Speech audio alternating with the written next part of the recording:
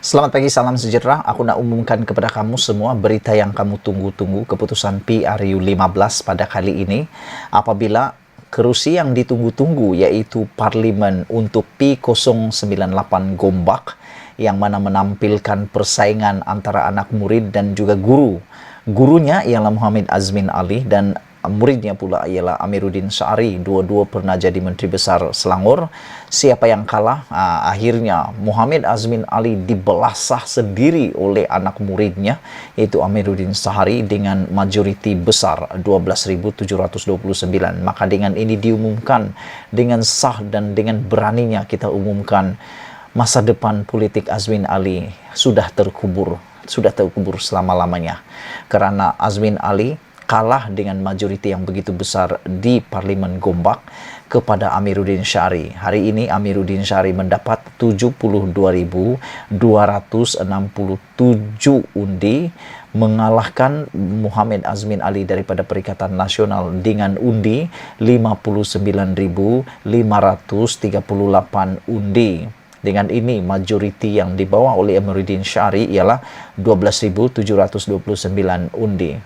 Jadi sekarang ini dapatlah balasan kepada Azmin Ali yang telah mengkhianati mandat rakyat pada PRU 2018 yang telah beralih ke Pakatan Perikatan Nasional bersama dengan Bersatu. Akhirnya dia dibalas oleh pengundi semua dengan menghukum Azmin Ali kalah tewas besar di Gombak dengan 12.000 undi.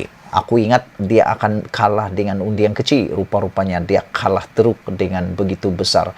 Jadi ada orang cakap, padan mukalah kepada Azmin Ali kerana telah pun mengkhianati mandat rakyat pada 2018 dan telah pun menyebabkan ketidakstabilan dengan langkah Sheraton. Hari ini dia kalah dengan 12.000 itu. Tapi satu lagi keputusan yang menarik untuk saya kongsikan dengan kamu semua tepat pada pukul 1.21 pagi ini ialah di Bera. Lama kita tunggu keputusan ini, akhirnya keluar juga di Bera Pahang di P090 keputusan. Siapakah yang akan menang di sana? Adakah Ismail Sabri Yaakob kalah? Ini keputusan rasminya. Dengan majoriti yang besar juga 16.695 undi.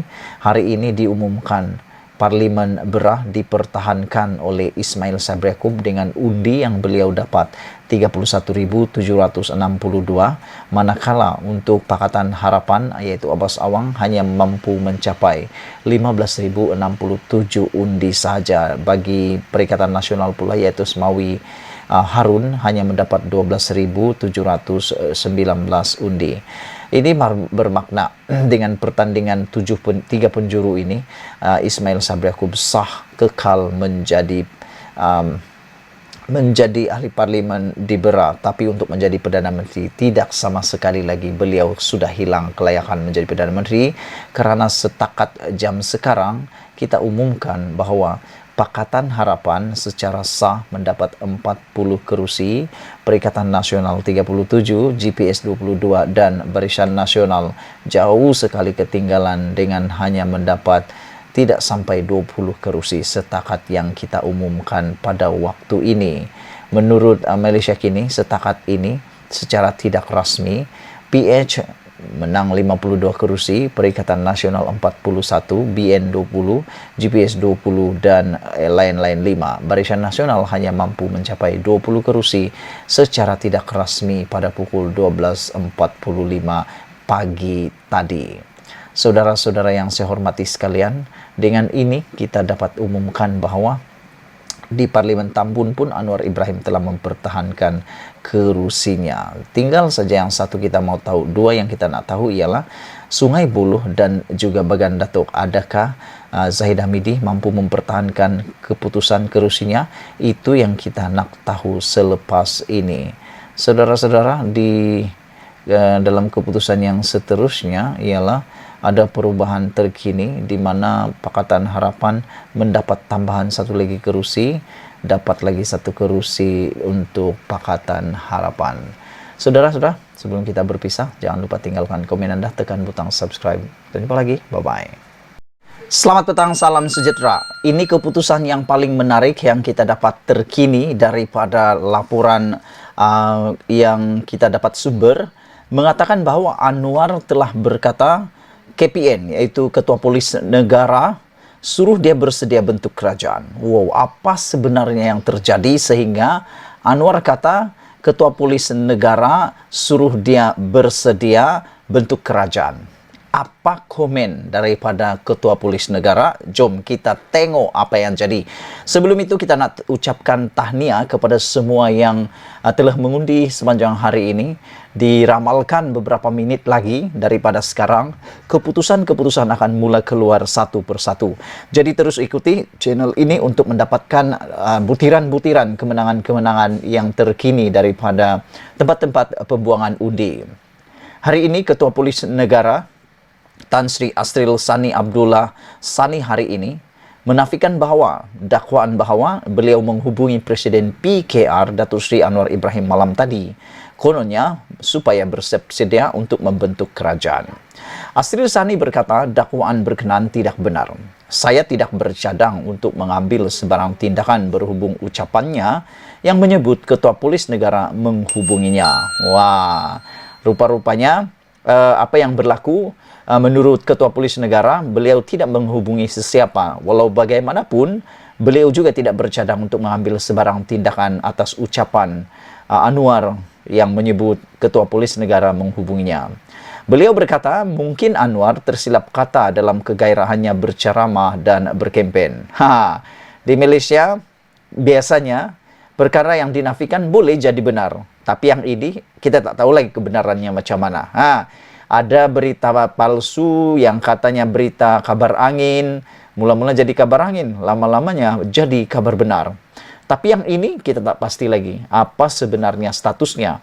Adakah itu adalah kabar angin, berita palsu atau sebagainya. Walau bagaimanapun Ketua Polis Negara sudah pun menafikan dakwaan beliau menelpon atau menghubungi Anwar Ibrahim untuk bersedia membentuk kerajaan malam ini. Mungkin Anwar tersilap kata Ketua Polis Negara.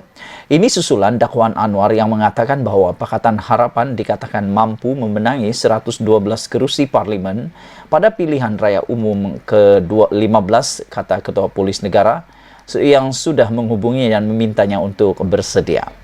Sebelum ini, tular satu video ucapan Anwar ketika berkempen menyatakan Ketua Polis Negara memintanya bersedia untuk berkemungkinan bakal membentuk kerajaan selepas PH dijangka memperoleh 112 kerusi parlimen dalam PRU 15. Terdahulu, Asril Sani meninjau beberapa pusat pengundian di sekitar ibu negara sempena PRU 15 bagi melihat kelancaran proses mengundi. Beliau memulakan tinjauan di Sekolah Kebangsaan SK Desa Amanpuri, Kepong. Kira-kira jam 10 pagi dengan diiringi timbalan Ketua Polis Daerah Petaling Jaya, Superintendent Ku Mas Hariman Ku Muhammad bagi memastikan proses pengundian berjalan lancar mengikut peruntukan undang-undang. Asril Sani kemudiannya melawat beberapa lagi pusat mengundi, antaranya SK Setapak Indah dan SK Sungai Kertas. Jadi itulah dia saudara-saudara sekalian, telah dinafikan oleh Ketua Polis Negara. Walau bagaimanapun beliau mengatakan beliau tidak bercadang untuk mengambil sebarang tindakan, apa-apa tindakan berhubung ucapan Anwar Ibrahim yang menyatakan bahawa beliau telah dihubungi oleh Ketua Polis Negara, yaitu Tan Sri Asril Sani Abdullah, untuk mengarahkan beliau bersiap sedia membentuk kerajaan. Namun demikian, Ketua Polis Negara telah menafikannya.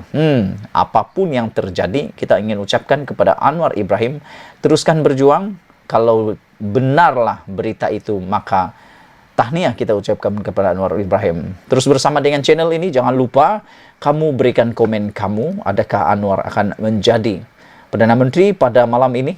Ikuti terus ulasan yang menarik selepas ini.